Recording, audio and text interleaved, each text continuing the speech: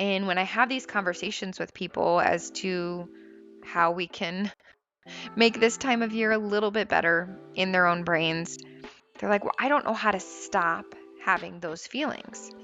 I don't know how to stop thinking that way. I don't know how to stop being triggered. Welcome to the Love Your Brain podcast, the podcast designed for everyday people who are ready to hop off the negative thought hamster wheel and enjoy a less hostile environment in their own brains. Our brains are where we live our entire lives, and I'm on a mission to help people see that they have everything they need to make it a happier place to be. So join us for this episode of the Love Your Brain podcast. Let's get started. All right, welcome back to the Love Your Brain podcast. Today's episode, we are going to be focusing on some of those challenging relationships with women in our life. It is around Mother's Day. By the time this comes out, Mother's Day will likely have passed for most of you that are in the US. But I think this is a really good time of year to unpack some of the baggage that might be behind some of our negative feelings about some of the women in our lives. And the reason I say that is because when these holidays come up, they can trigger pretty intense emotions. And the harder we try to really push them away, the more intense they tend to pop back up, right? So today I would like to work with you a little bit on seeing if we can find a different way to feel about some of these women in our lives. And I think it'll be a good one. But let's start by just thinking about the idea of feelings. Feelings all are born out of thoughts. Our thoughts create our emotions and how we experience life. So if we come at it from that perspective, I think it's easier to get to the root of where we can change some of these things. And a fun little exercise we can try is experimenting with how different thoughts feel in our body. So I would encourage you, try and just close your eyes for a little bit. If you're driving, obviously don't close your eyes, but if you're sitting somewhere or walking somewhere, maybe just take a seat. Take a moment to close your eyes. Just take a few deep breaths, kind of settle into your body. And I want you to think about something that you love, something that you're obsessed with. Maybe it's a pet you have, an animal or a cat or a bird, or maybe it's a person that you absolutely adore. Or it could be just an object. Maybe it's something that you look at and it just brings so much love into your heart. Whatever it is, I want you to think about that thing or that person or that animal and just think about them. Think about all the things that you love about them. And I want you to pay attention to how that feels in your body. What are the sensations that you're experiencing in your body?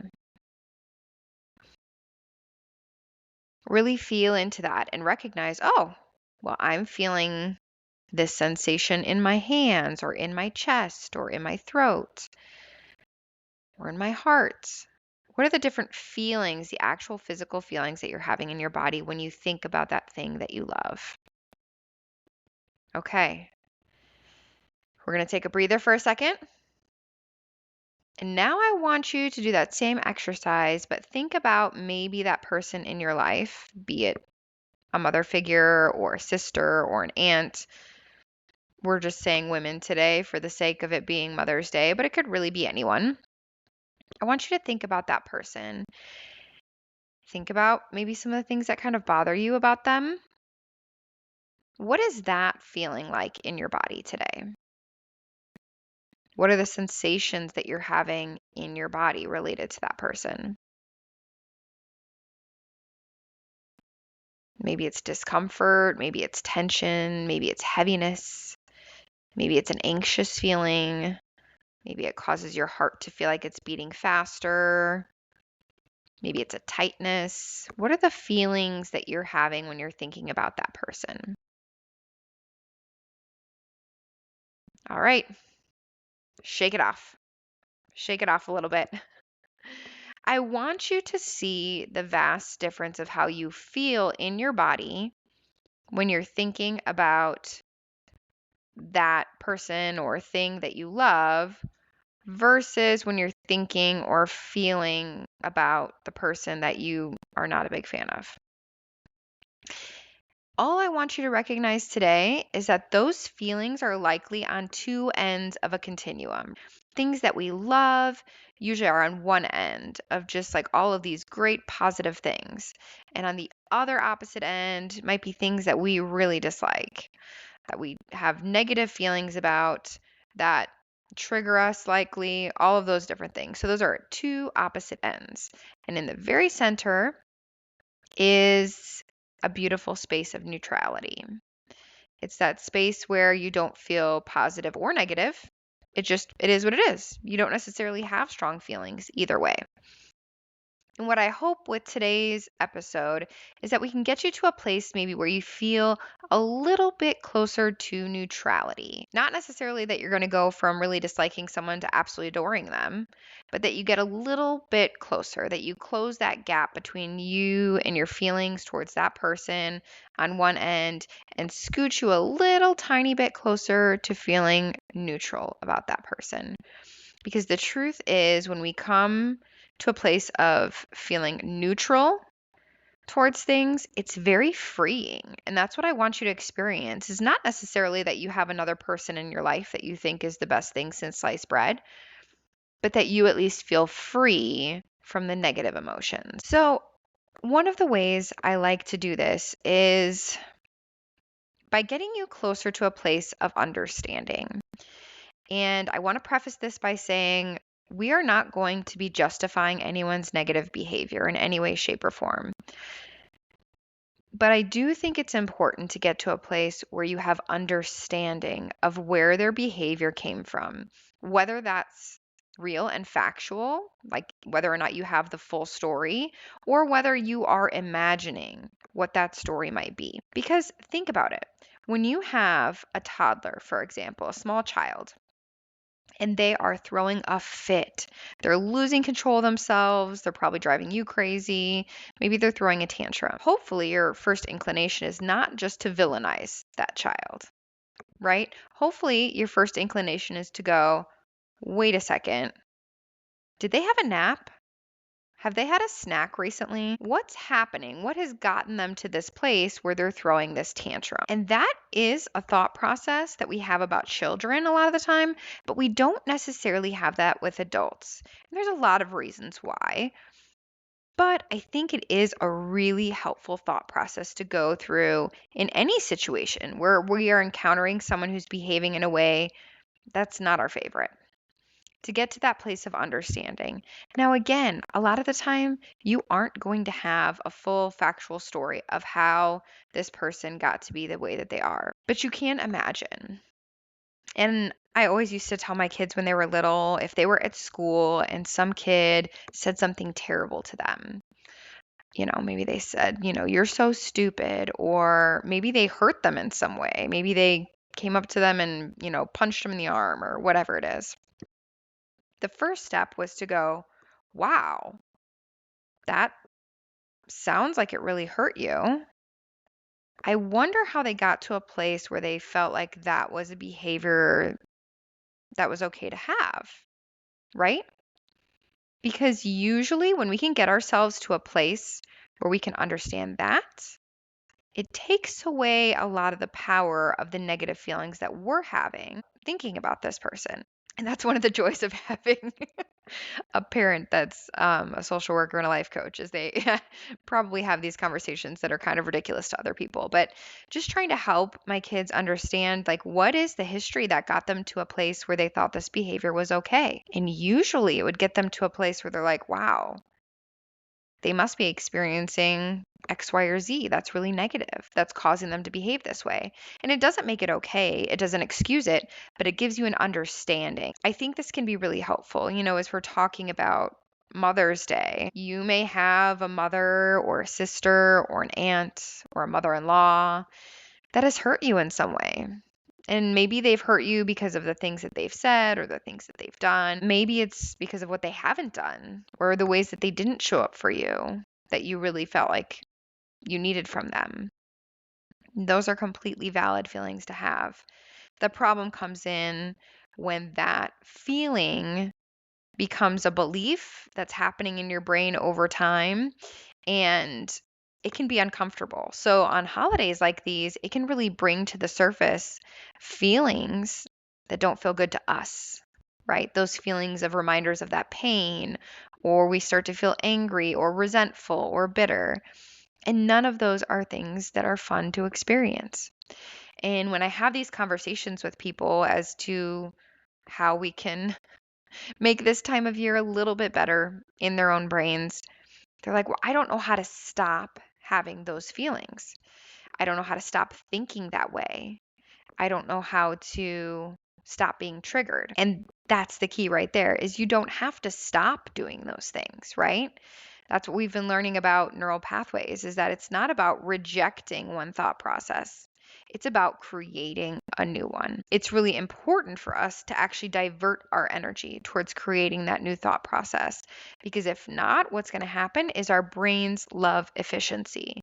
They're going to see that path of that negative thought process about that person and they're going to jump on that path every time because it looks like a well-worn trail. You've gone over it multiple times. You've had experiences that confirmed that thought process.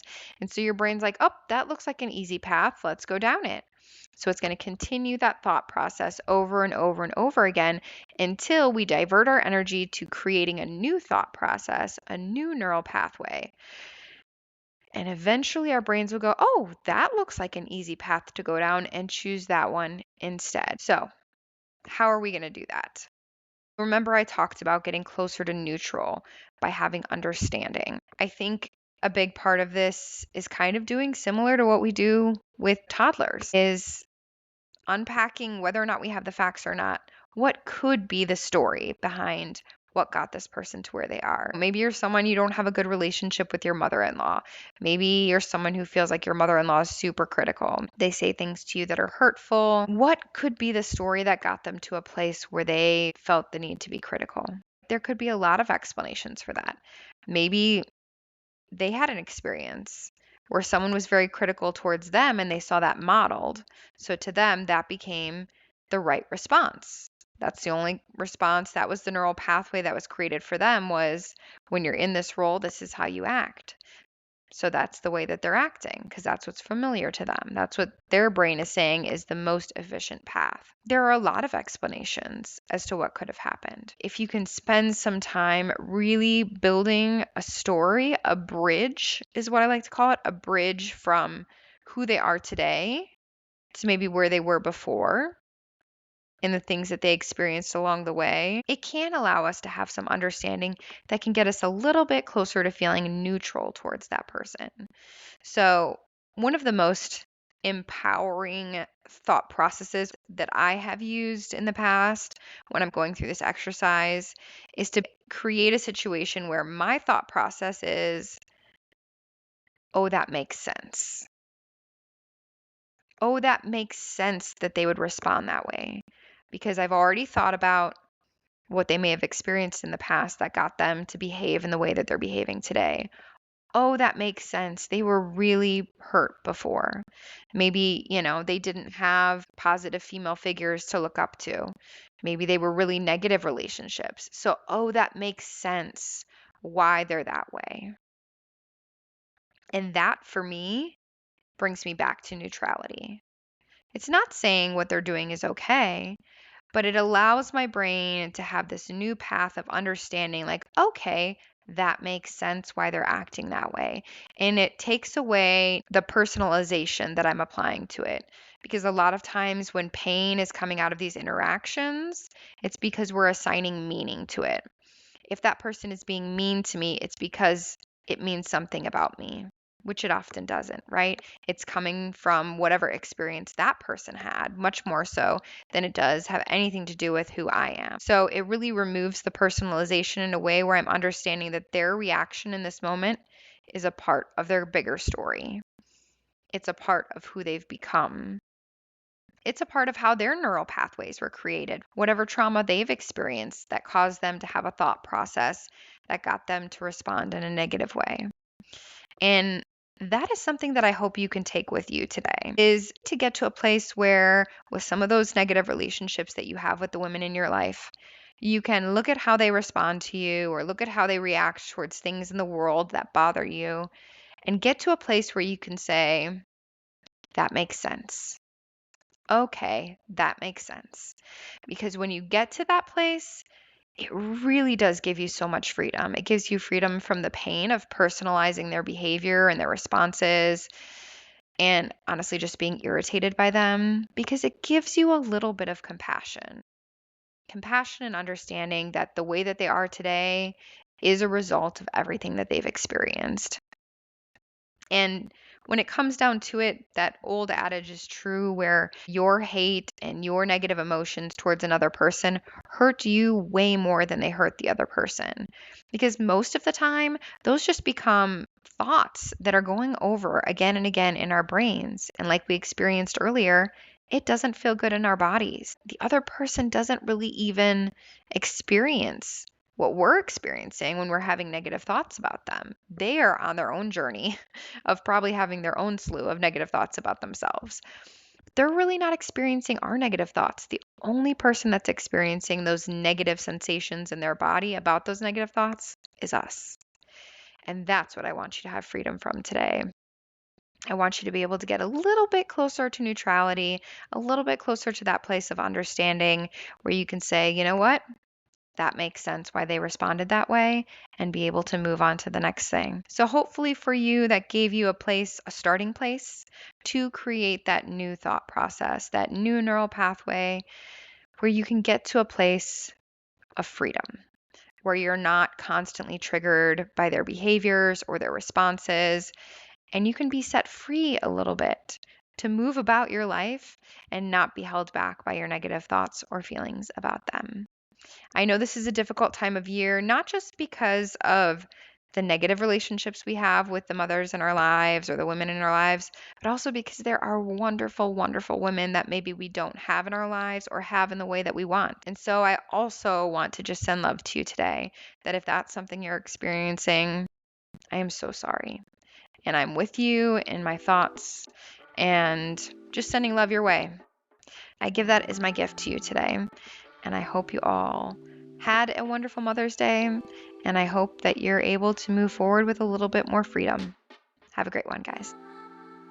I hope you found something helpful here today on the Love Your Brain podcast. Maybe a laugh or a feeling of validation, or maybe just a few moments to have company while you do your laundry. Whatever you take from it, I hope you enjoyed your time and leave feeling empowered to be more you every day. Make sure you're subscribed so you don't miss out on the next episode, and leave a review. I'd love to hear what you think. Have a great one.